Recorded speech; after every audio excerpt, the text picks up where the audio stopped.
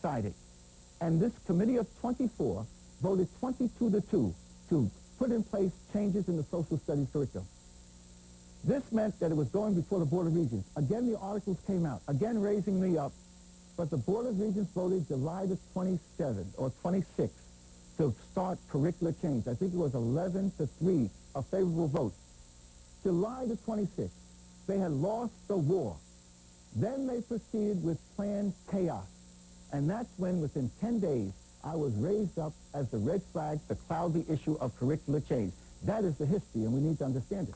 From your speech to Albany, here is a reference Professor Jeffrey makes to his own. I'll give you a chance here. You want to get clarity on this issue? Yes, let me get this on, because we got tape to get in. You will have a chance.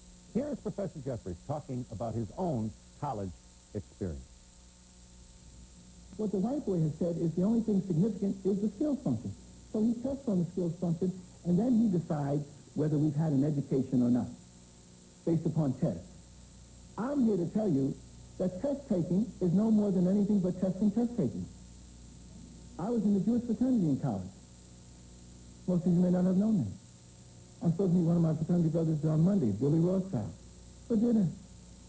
I was the president of the Jewish fraternity. 100 Jews and me and a couple of Christians.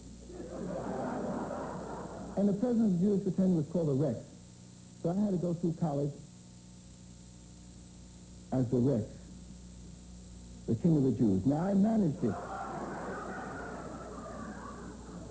But the most important thing about that fraternity was they had a system, that they knew how to take tests, they knew how to put a system of support in place, they had the records of all of the professors, they had their tests, they analyzed how they changed their questions from year to year to try to fool the students. We left nothing to chance. The Jewish fraternity won the scholarship trophy 14 semesters in a row. The whole average of the fraternity was a Dean's List average. Even dumb Jews made it because there was a system of support. My roommate was a black youngster from the football star Dan Wooten from Cape May, New Jersey. He was the vice president. So in the 1950s at Lafayette College, the president of this Jewish fraternity was black. The vice president was black, 2 boys from New Jersey. Dan Wooten is now a medical doctor, surgeon, UCLA Medical School, Charles Drew Medical Center, King Hospital in Los Angeles. And of course you know about Dr. J. But other people have a system. The important thing I'm saying is that other people have a system. We have to put a system in place. It begins in the home. It should be in our communities, in our fraternal orders, in our clubs. But we don't have that type of understanding. We're not playing the game of politics and education where we should.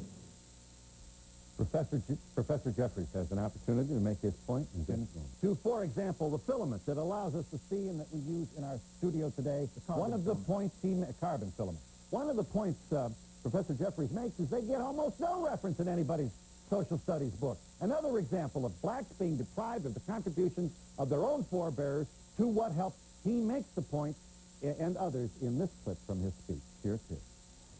So rich Jews and the Catholic Church had an alliance for hundreds of years, selling white folks from Central, Eastern, and Southern Europe into slavery in the Arab world, the white slave trade, which is the precursor of enslavement later.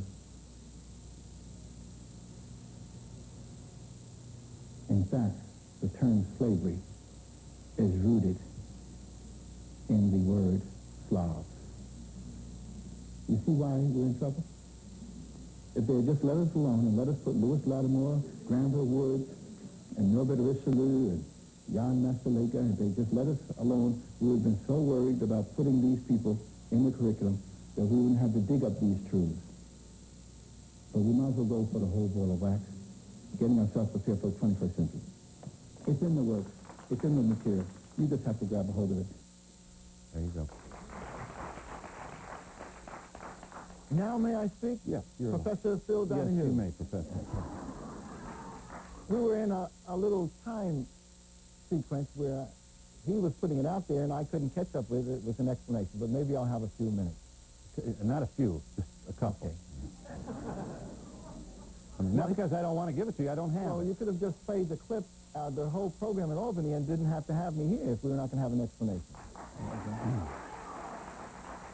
I'm glad that you have, and we can dialogue. Now, what I would like to say is that when the New York Times, with Berger writing this article, that I was anti-Semitic, anti-white, and had these crazy theories. When that was put in the paper, April the 20th, 1990, 50 major media from around the world descended upon me. British Broadcasting Company, Australia Nightline, Canadian Broadcasting Company, CNN, and they were all in my classes. We said we do not single out Jews. We do not single out any particular group. We talk about the collectivity of interest against African peoples in reference to these things. But because the vote of the Board of Regents was taking place, they had to raise these issues, crazy theories of these professors, that we have a theory of melanin that says black people are superior. We do not have a theory of melanin that says black people are superior. That was put in the paper, and they've run it every day you look, they have it. We do not have a theory of black people being superior intellectually because of melanin. It's a joke, but it's been run and run and run into the ground. But there was a man who was interested in what we were saying. His name was Edward I. Koch, the former mayor of this city. And he wrote me a letter and asked for me to come down to explain myself and bring the materials and books, etc. I said, come to my office because I can't bring my whole library. And he said, well, I can't. It would be too much of a media thing. So I went to his office with dozens of these books in Rockefeller Plaza. And here is our conference. We have a tape of that. Both of us taped it. And we have a transcript of it. And here's our conversation. When we asked the question about enslavement, let me ask a couple of questions. Okay, this is in reference to enslavement. Because Diane Ravitch said in her article, and she says it again and again. Yes. Okay, what was said was that Diane Ravitch, in the article that she wrote, said that Africans sold Africans to Africans and Africans sold them to white folks and Arabs, and just left it at that. And here's my answer.